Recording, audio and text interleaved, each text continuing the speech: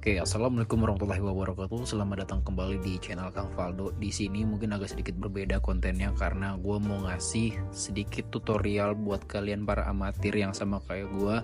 Pengen gameplaynya enak, mainnya mudah, passing kaki ke kakinya cepet, jarak antar pemainnya deket.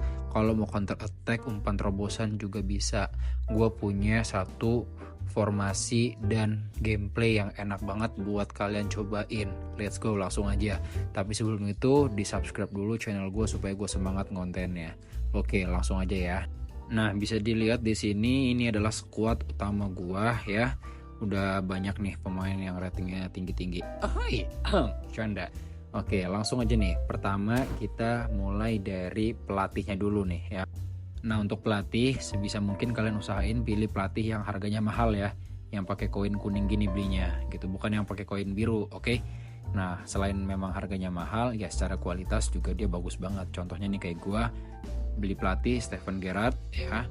Nah, bisa dilihat ini statistik dari Steven Gerrard sendiri lumayan bagus ya. Nih ya, saya buka. Nah, tuh penguasaan bolanya 88, umpan panjangnya juga 88, cukup bagus untuk gaya bermain yang sifatnya counter attack kayak gitu.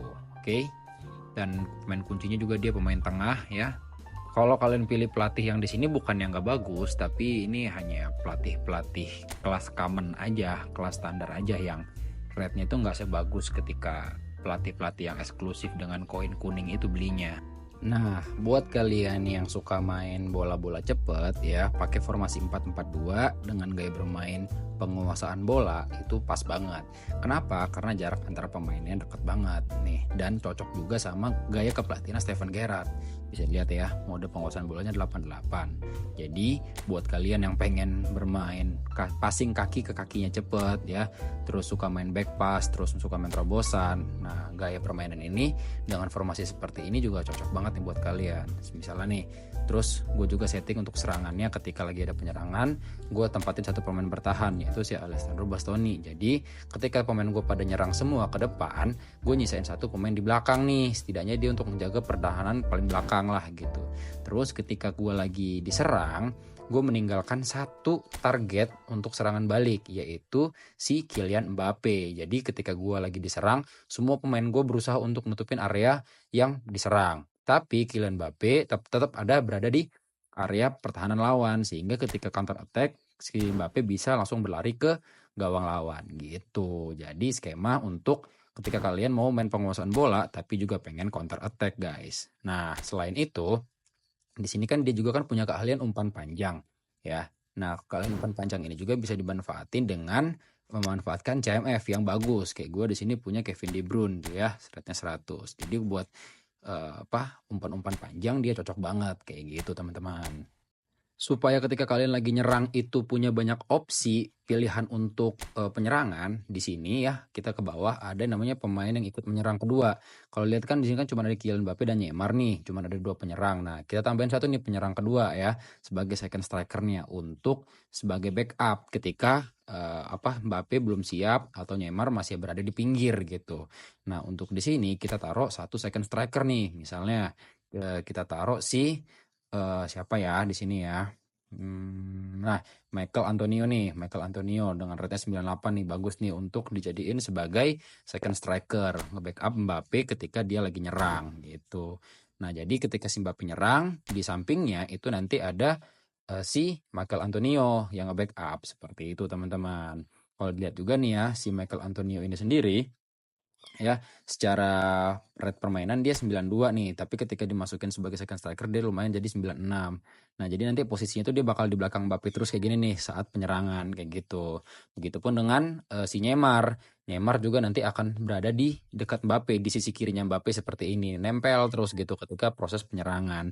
Jadi jaraknya Neymar, Michael Antonio dan Mbappe itu nggak jauh-jauh. Nah, lumayan nih buat kalian kalau yang lagi main opsi serangan balik atau lagi nyerang ya, punya banyak opsi nih di depan nih si KDB Kevin De Bruyne punya banyak opsi, bisa ngirim ke Neymar, Neymar passing ke Mbappe atau Mbappe bisa langsung terobosan ke Michael Antonio kayak gitu, teman-teman. Nah, dengan begitu otomatis permainan kalian di lini depan itu tajam banget. Udah, musuh jadi bingung nih. Karena tiga-tiganya itu striker yang haus gol semua. Satu si Neymar licin, yang kedua Mbappe lincah, dan yang ketiga si Michael Antonio punya body balance yang bagus. Otomatis di bagian depan itu bakal tajam banget. Sehingga musuh ketika mau ngejar nih pas counter attack itu nggak kekejar tuh. Apalagi ngelihat lari-larinya mereka ini ya, striker pertama, striker kedua, striker ketiga itu kencang-kencang banget. Jadi mereka susah nih untuk ngejar kayak gitu teman-teman. Nah, tips terakhir kalau misalnya kalian menempatkan posisi pemain, jangan asal-asalan ya. Misalnya nih ya, ini ratingnya ya, salah satu deh misalnya. Kalau misalnya dia cocok di posisi itu, maka ratingnya akan meningkat. Tapi ketika ratingnya dia 97, tiba-tiba pas dimasukin jadi 80, berarti itu bukan posisi terbaiknya dia. Otomatis gameplay permainan kalian nggak akan beres. Misalnya yang ini 93. Nah, ternyata pas dimasukin di tengah jadi 97, berarti itu adalah posisi terbaiknya dia. Nih, satu lagi misalnya Cole Palmer 93. Nah, naik tuh jadi 96 tuh di RMF tuh, berarti itu posisi terbaiknya si Cole Palmer. Alessandro Bastoni 95 jadi 99. Berarti itu posisi terbaiknya si Bastoni. Kayak gitu teman-teman. Jadi jangan asal-asalan nih naruh pemain di posisi mentang-mentang Neymar nih.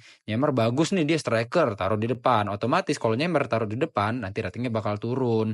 Kayak gitu. Dia Neymar tuh bagusnya di kiri sama kayak Messi di sisi sebelah kanan kayak gitu. KDB ditaruh di paling depan aneh, atau otomatis ratingnya pasti bakal turun kayak gitu. Jadi KDB bagusnya di tengah sama kayak Toni Kroos kayak gitu teman-teman. Semoga tipsnya bermanfaat ya buat kalian yang mau coba. Terima kasih, sampai berjumpa di video selanjutnya.